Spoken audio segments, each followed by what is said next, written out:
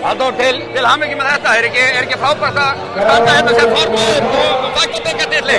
Já, bara ekki orð. Ég ef þið myndi vita vinnuna bak við þetta, það væri bara já, ekki orð. Ég svo stoltur.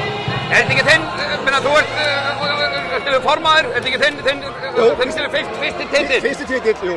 Ekki svo síðasti. Nei, alls ekki. Það er ekki rosalega gaman að standa þetta með fulla stúku, Njarðvíkingar, það er gaman núna? Að sjálfsögðu, vinnan að baka þetta er gríðarlega skiluru og hún að skila sér í dag. Ég ætla ekki að segja þetta að vera á plani en við erum á undan áætlun og við réðum náttúrulega Einar í haust skiluru og hann bara kemur með þetta inn og reynslu og hún tikkar í dag.